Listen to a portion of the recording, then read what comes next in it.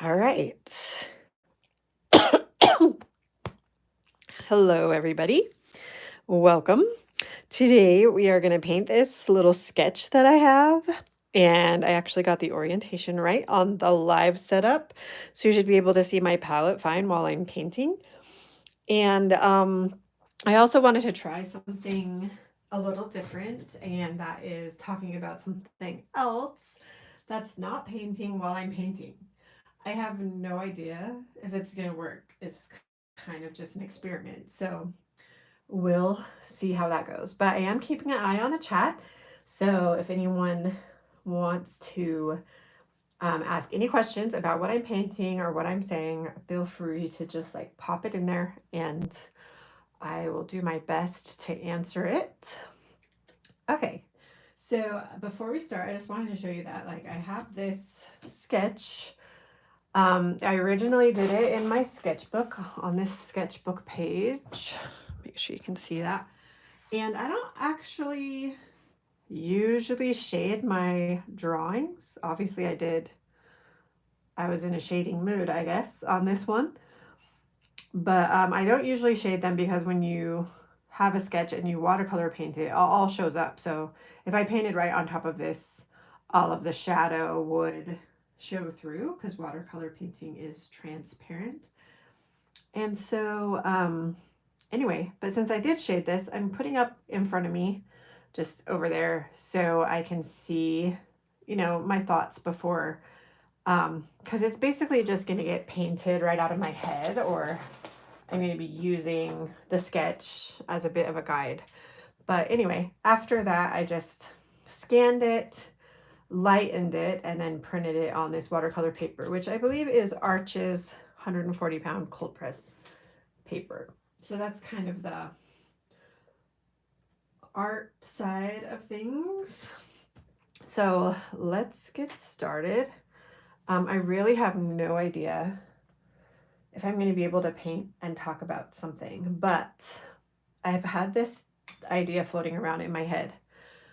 The idea is about small talk, and like a lot of people don't like small talk because if you're an introvert, it can be really like off-putting, which I find to be true. I am definitely an introvert, and there's definitely times where, at the grocery store or whatever, someone will talk and you just don't want to talk to them.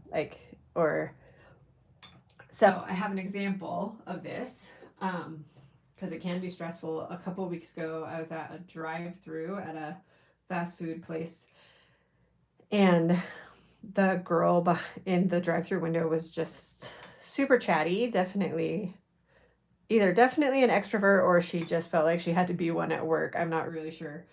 But anyway, she just started asking me about my day, and I was exhausted. And the other thing is that she just like wouldn't let me um give like shallow non-answers. And this, what I'm thinking about small talk is actually how important shallow non-answers kind of are.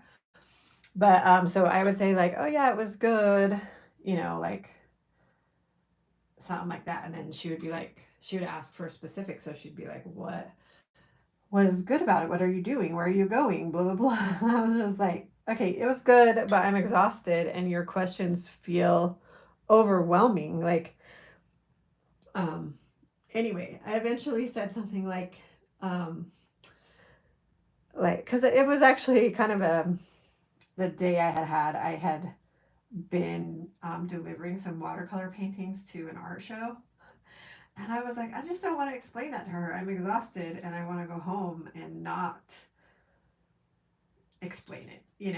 Anyway, so I was just like, I'm just really tired. Like, I don't want to explain it because I'm kind of blunt like that sometimes, especially when I'm tired. And she was just like, okay, anyway. And then I asked her about herself. So then she started talking, which was totally fine. It's so much easier um, letting other people talk and not having to, you know, do it yourself, think of stuff. And I would actually, she even like was a little bit too, I don't know, I don't know if I would say overshared exactly, but um, for me, a perfect stranger, she maybe gave me too much information. And anyway, and here's my thought about that is I think that small talk, so like the talking that we do that's kind of feels unimportant or inconsequential is actually what has to happen to lead to like big talk or whatever you want to call it, deep talk. Like the important conversations that we have um, are based on the small talk conversations that we have. So I started thinking about this whole thing and like feeling like it was important after I had a friend a couple years ago. I had a friend that I would go on a walk with every week, and she just didn't believe that small talk was valuable. So I think she kind of did it like we would start our walk, and she would kind of ask me about my week. But it got to the point after we had been doing this for a while, our once a week walk for a while, that I didn't trust her, even with like my regular day to day stuff. Um, and so I would kind of give her non answers the best I could. And anyway, but I could tell that she was sort of doing it because she felt like she had to. And anyway, so we would do this like rehearsed small talk thing that, you know, sort of feels like society makes us do. But and then as soon as it was done, she would kind of plan out what she wanted to talk about that week, which was fine with me. Um, she would just launch into her her plans, and the plans that she had were always deep. So we were always talking about God and the meaning of life and a lot of other things like that, which I also didn't mind. But after a while, I started to realize that, and this is not the only reason, but one of the reasons I didn't trust her was because when I did mention like small talk stuff, she didn't treat it well, if that makes sense. Um, she used it to gain something, or she dismissed it as unimportant. And so as I started thinking about this, just after the fact, I realized how important it is, like small talk, or maybe we should say like medium talk. Um, so okay, so for example, I have another friend that I walk with, and like sometimes we talk about big stuff, the meaning of life or whatever, and what we believe about God. And but most of the time we talk about like medium stuff. So we talk about books that we like, TV shows that we like, um, things we did that week or whatever. And because those conversations are received well, it's easier later to talk about the big stuff. So um, another example is me and my husband. He's a massage therapist. He goes to work every day or almost every day. And I go to work every day except for I mostly work at home, doing stuff like this. And at the end of the day, he comes home and we talk about his day. And honestly, like his days aren't that different. Like sometimes he'll have like a story about a client or something that's weird. And then, it's an interesting story. But most of the time, it's how many appointments he had and what he had for lunch. And then I tell him, like what I had for lunch and how many, what I painted that day or, you know, what I wrote that day, stuff like that. And those things are kind of, they could be seen as unimportant. But I think that over the years, we've been married for almost 14 years, um, it's added up and like even at the beginning, it it's the foundation that makes it so that we trust each other to have deeper, more important conversations later. So the fact that, like, he listens to me say, yeah, I worked on this painting, or I wrote this email, or whatever, like things that he's honestly not that interested in. Like, he only cares because he cares about me. And he listens to me talk about that stuff. And then, you know, it gets it gets well received, meaning he does listen. And like, he might not always remember it all or whatever, but I don't always remember everything he tells me either, but I try to listen. And yeah, so it's sort of like our mundane day-to-day stuff, what laundry we did, or those types of things lead to the other more important conversations where we're talking about our feelings and the stuff that's important to us, like deep in our souls. And the only way, I think the only way that those conversations happen is because I can trust him. I can trust that he's going to listen to me when I bring that stuff up. Because he listens to me when I bring up the like boring, non important stuff. Does that make sense? Um, the other thing about like the friend that I had that I didn't trust is like, I learned through our conversations that she often has problems, like, because she's told me stories about like people that she's worked with where she's maybe like overshared things, or like told them things that like isn't appropriate to tell like a work acquaintance or a stranger, if that makes sense. um, because like not everyone deserves to know all that deep stuff about us. So like part of the way that we kind of feel out if they are deserving is small talk. So I hope that makes sense. Anyway, so then like for her, the oversharing can happen, and then that makes awkward interactions. So like it sounded like there were times where people that she worked with didn't always love working with her, if that makes sense. Um, yeah, and this was all based on things she told me, so I don't know the whole story, but just speculating. So anyway, um, those are my thoughts about small talk. And it was actually easier to tell you as I was painting than I thought it would be, which was kind of fun. Um, and I guess like my last thought was like maybe the girl at the drive-through that was like stressing me out with her small talk. Um, it was just the fact that she wouldn't let it be small was part of the stress.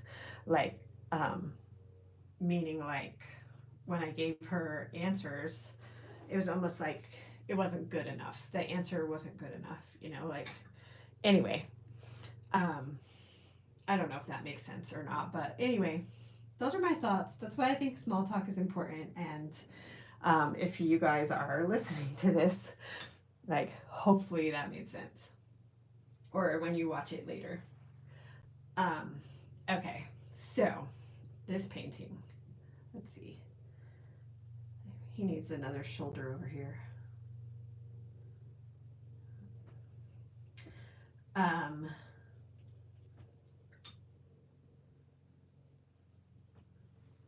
it's probably working. Okay, so that's the first layer of the painting. I knew this was going to go a lot faster than. Oh, thanks, Janice. My sister Janice is watching. She said that did make sense. Cool. Anyway, so that's the first layer, and it's all kind of pale. It's like the first light layer, and with watercolor you want to go light to dark. So the next layer we're going to add more depth and shadow, and hopefully a little more saturation. And I'm kind of enjoying how this is bleeding everywhere. It makes it look watercolory, and I like that. Okay, just have to think for a second. So, I was talking for the last 15 minutes, and yeah, now I need to switch gears because I'm like, okay, we're gonna try this thing talking about a specific subject, but it did not take an hour, which I planned this to be an hour. So we're just gonna paint for the rest of the time. Okay, so what I want to do now, I think I just want to dive into the shadows on the skin. Um, we'll keep him a little brown, but I do want him to have some warmth in his face.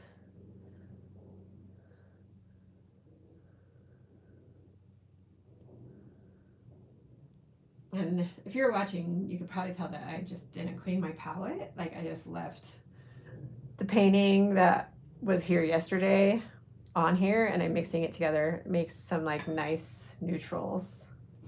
The other thing is like to get my to get it to be darker, I need to mix thicker paint. So more color in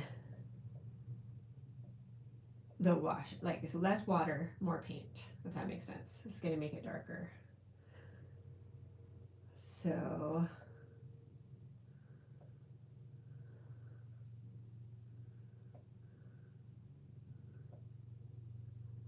just mixing and mixing.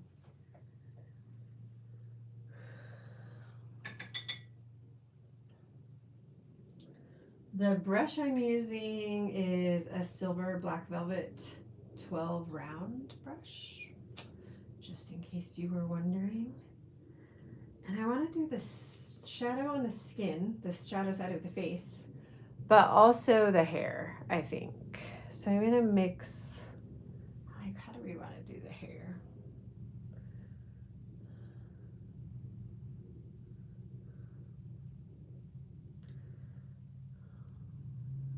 Give it a little bit of a purpley. Purple and yellow are opposites, so it makes like a nice brown. But I'll make it a little more on the purple side for this. Purple is really strong though. It keeps overpowering.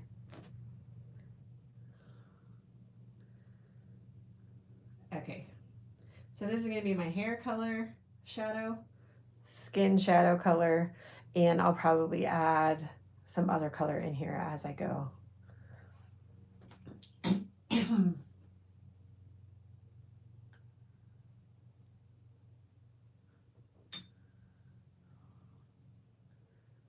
So in my sketch, the shadow is all on this side. The light is coming from this direction.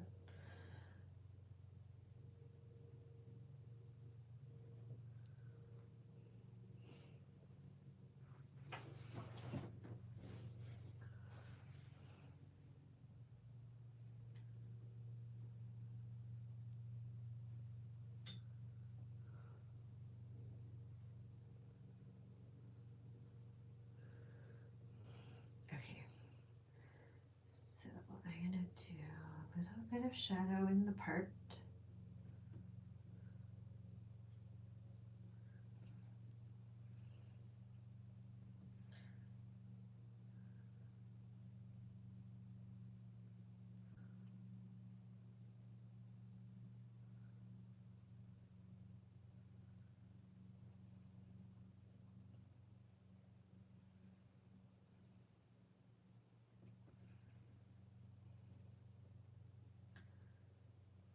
And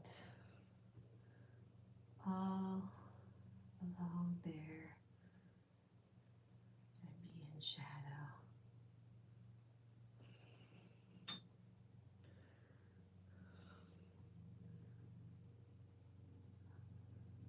And now we're just gonna go straight down the side of the face, doing the shadow there, and I'm gonna connect them. So there's no space between the first shadow and the second.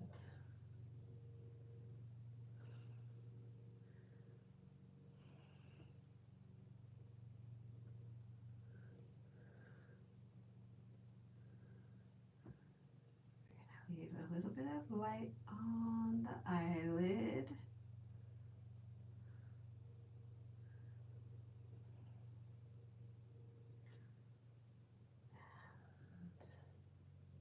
around the bottom of the eye.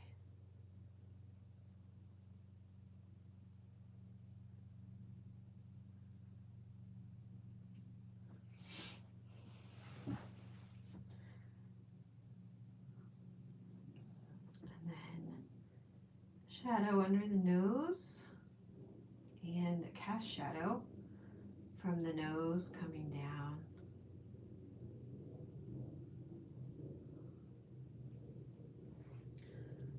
Before that dries, I want to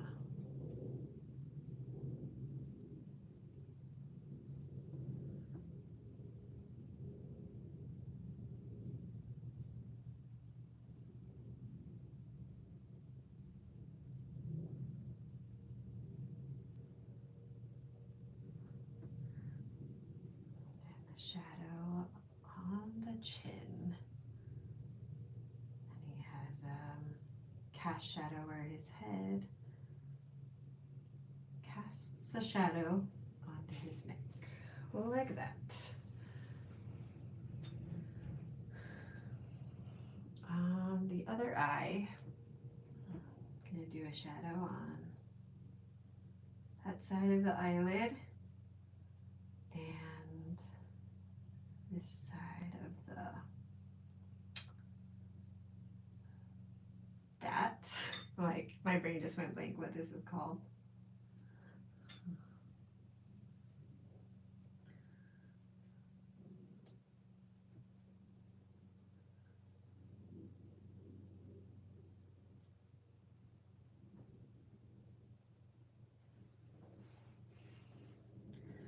And soften it a bit right here.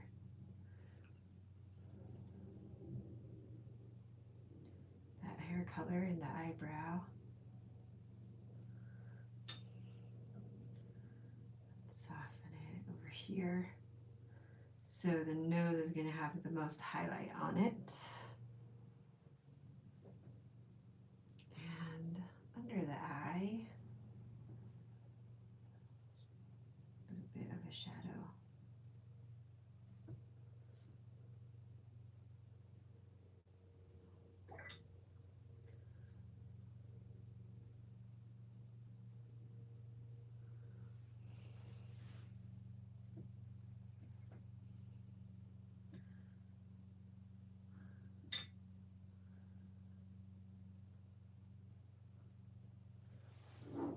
Okay, that's not too bad. Come back and paint the hair on his nose later and his ear. Let's add more hair shadows. So if the light's coming from here, I'm just gonna add some shadow as curls down. It pops back up.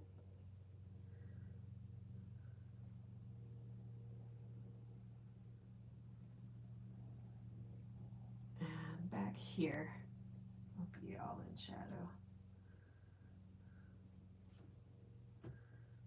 Just because.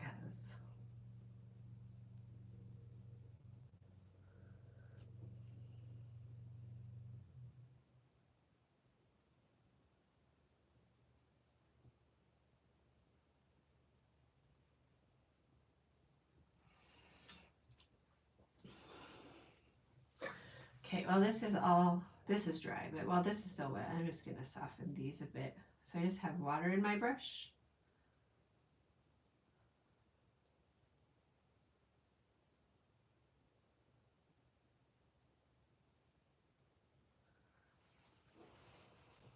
And then choosing that brown color, add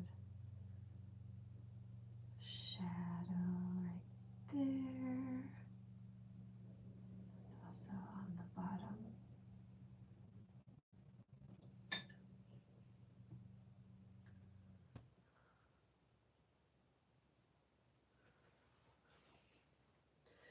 And I need some at the back of the neck too. So this is a hard line because it's more of a cast shadow. The back of the neck, I'm going to make it softer. But it's still connected right into the hair. So I put the color in. Now I just have water in my brush.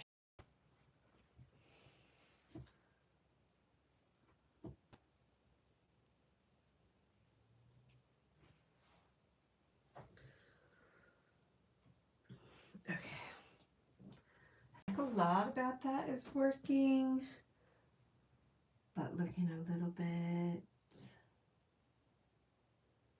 what would you say?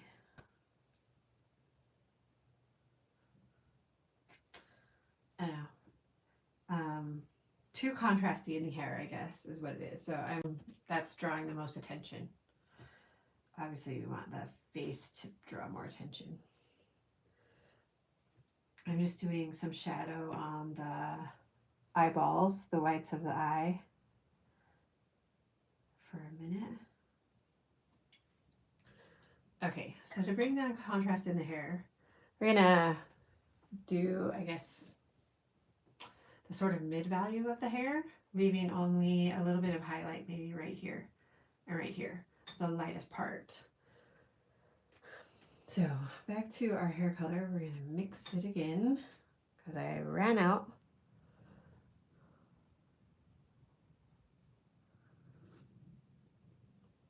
It is not as thick as it was. And I'm gonna paint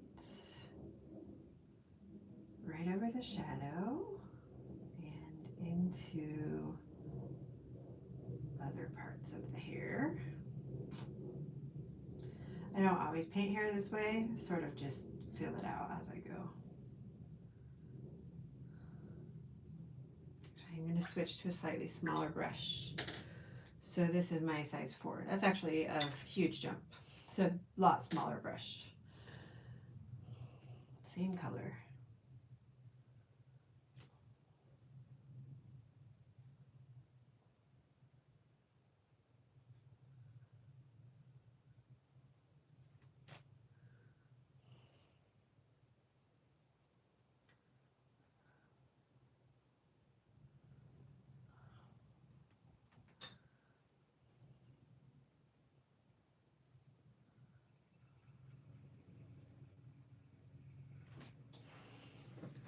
Okay.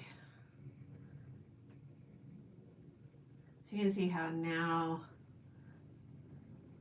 there's not as much contrast up here. Just leaving a little highlight.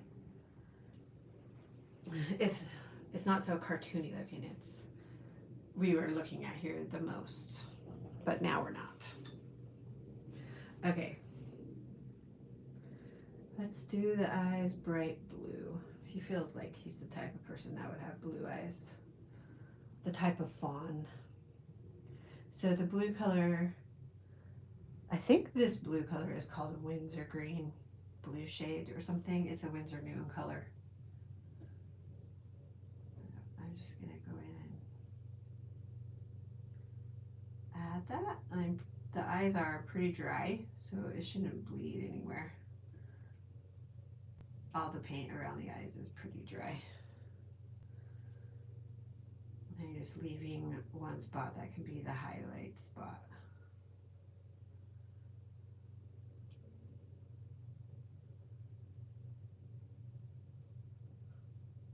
So the light again is coming from here, so the highlight in the eye is on that side.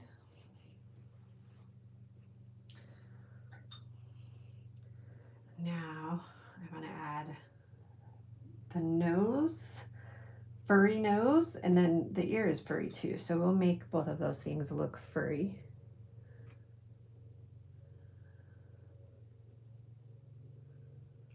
Let's move to a slightly more brown color.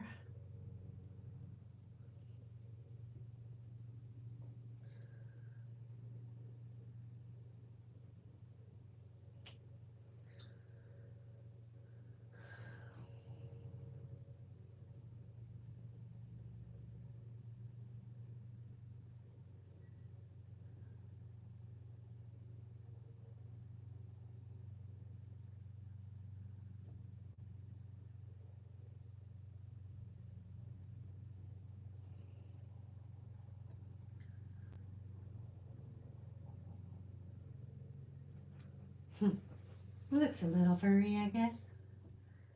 I don't want to do too many fur textures right there because I think it will draw too much attention to itself. But the ears should be a little easier to.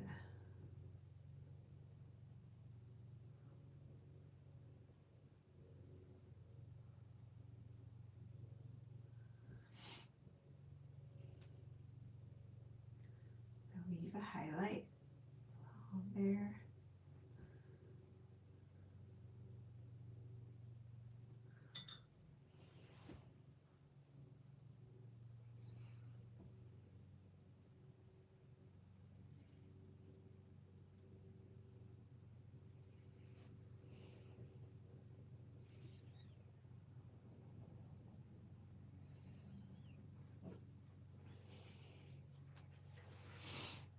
Okay.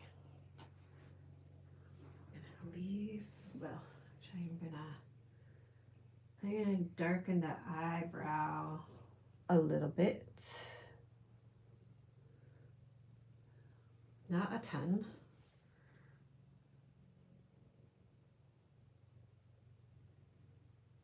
And not the whole thing even. I'm just gonna, like it has a shadow on it. And it's hair too. Do this eyebrow.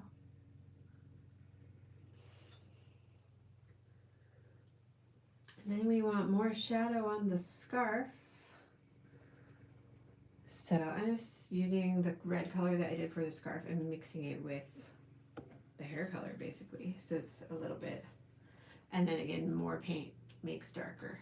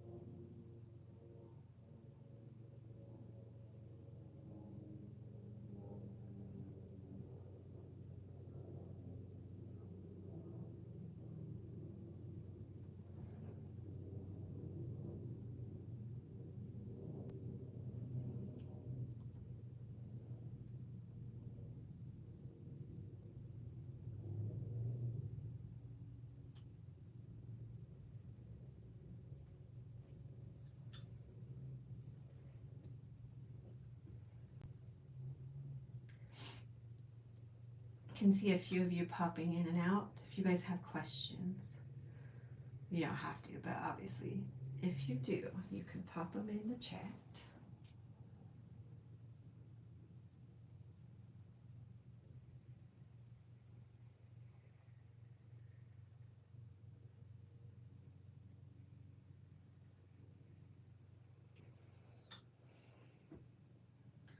Okay, so with the shadow on this, I like the shadow, but I want the scarf to be more saturated, like a brighter color. So I'm just gonna get more of the red. And I'm not putting it everywhere, but while it's still wet, I'm adding it to some of the shadow area. And the highlights are still gonna be kind of pale, but it's gonna give the illusion that the whole scarf is bright red.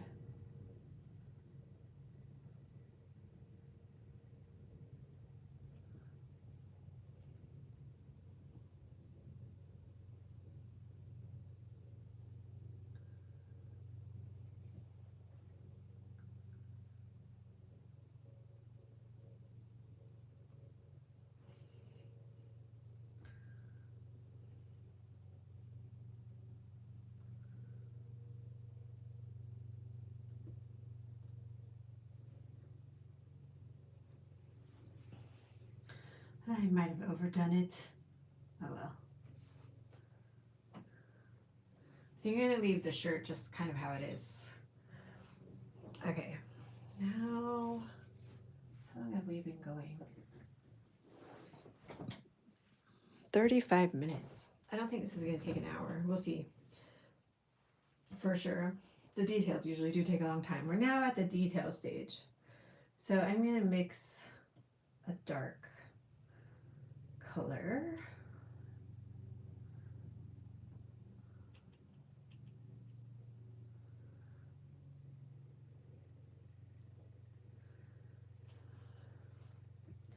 And we're going to add the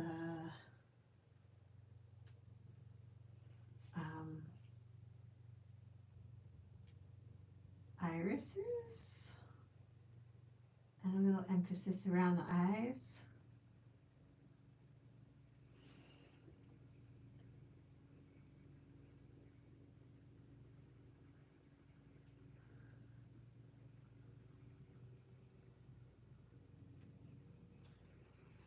That makes them pop a bit. This highlight that I saved on the shadow side, I'm going to calm it down a bit, the highlight on the eyelid. So not as dark as the shadow, but not as light either. It was drawing too much attention to itself. Okay, my dark color, I'm going to do the nostrils.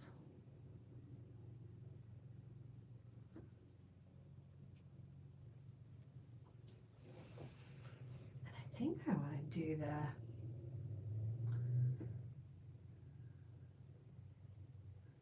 gives it that fawn look.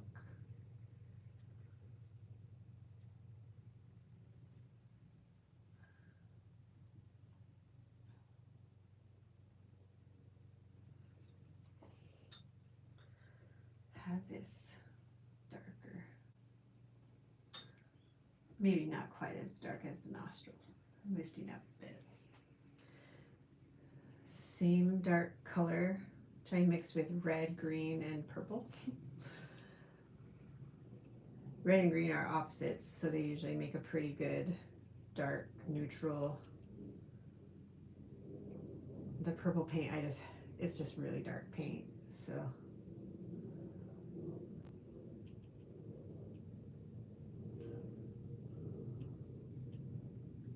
There we go.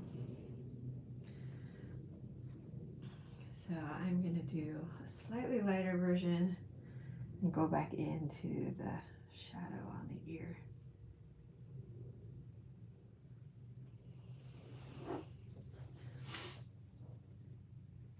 Okay. I feel like that's the important stuff for this little portrait. But we can still add some detail. So the question is like, what do we want? Do we want more detail in the hair, the horns? I did put a fun texture on the horns in my sketch. I'll show you. So you can see the horns have that cool texture on them. I think we can probably add some of that to it and maybe a little hair texture, but I don't want to go too much because we really want to keep the emphasis on the face and it can easily be overdone. So taking some of this dark color, I think what I'll do is darken the tips of the horns and then just sort of indicate the texture and do more on the shadow side. There can be a shadow back here.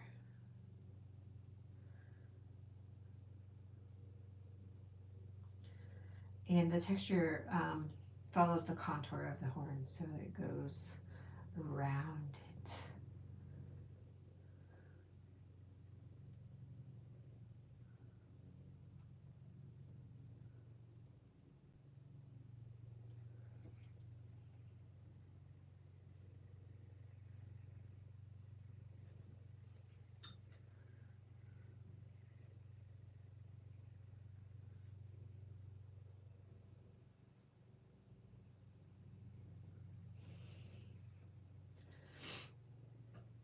Okay, same thing on the other one.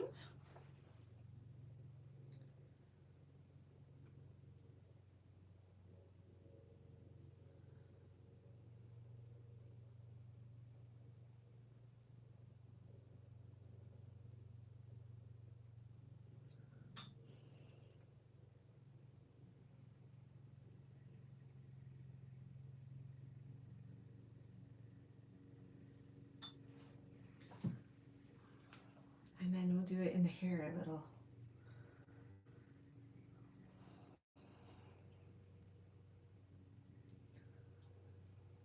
Maybe just to kind of emphasize around the face or something. Try that first, I guess.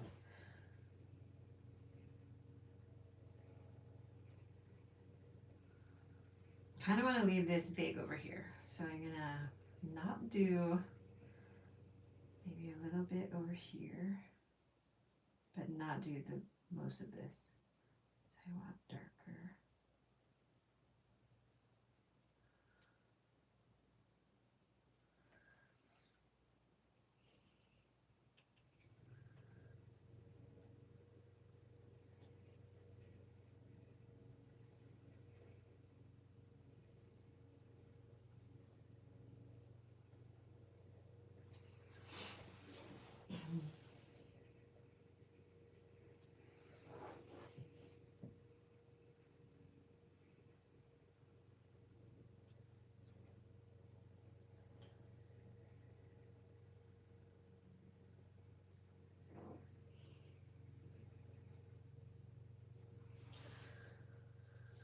Okay, I feel like that's bringing some emphasis into the face area.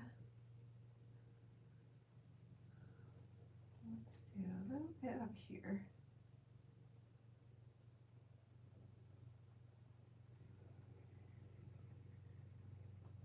Kind of thinking this as like little shadows.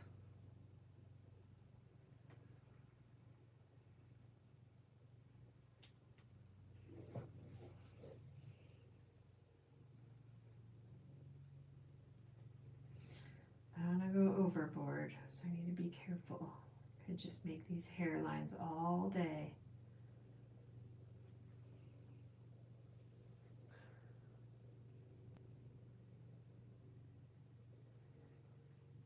Okay, give me my bigger brush for a second. I'm gonna take this dark color again and put more shadow on the back of his hair.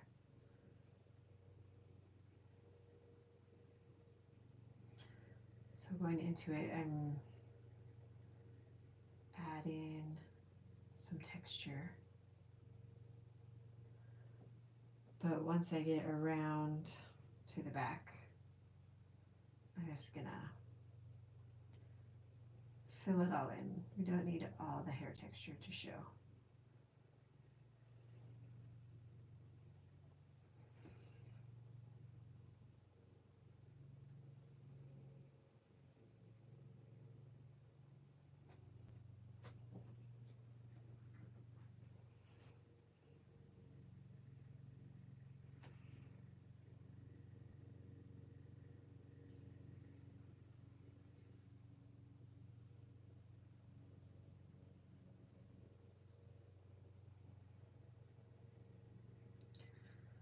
Maybe right here at the back, I'll leave a little bit of a highlight, like it's catching the light right there. But I want it to be subtle.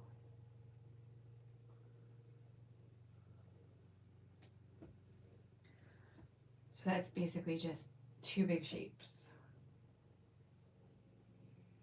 I think I'll, with my small brush, add a few more little hairs. That doesn't work with the big brush. Like that. That's feeling pretty good. Okay. Now I'm going to give him his face a little bit more color. So I'm going to take the same red I used for the scarf, which is pretty bright, and just adding a little more water so it's not as dark. We're going to give the lips a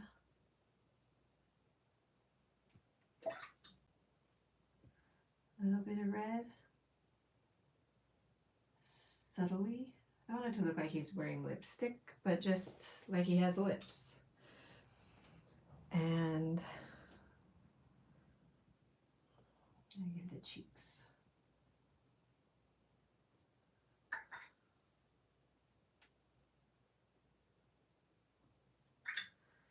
So I put the color on. Now I just have water. Again, subtle. I don't want it to look like he has blush.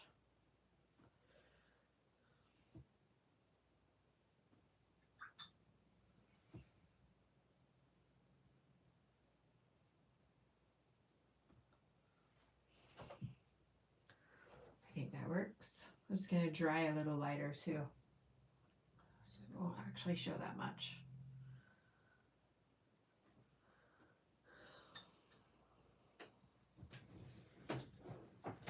All right, 46 minutes.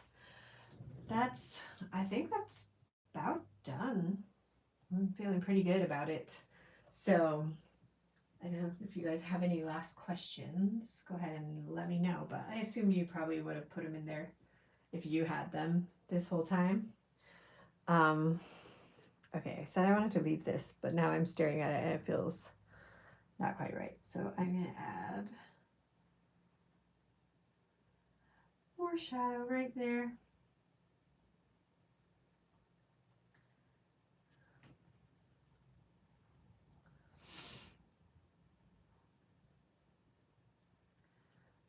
Okay. I think we'll call that done. So I will put this up in my shop as an original. The little ones like this go for a pretty good price. Does he have a name? I have no idea.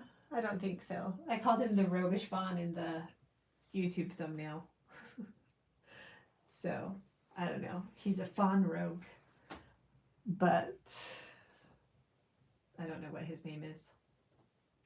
Anyway, he'll be up for sale. Maybe I'll think of a name and put him up for sale in the shop soon, sometime soon. And I'll definitely announce that in my newsletter. So if you want to know when that's going to happen, can sign up for the newsletter below.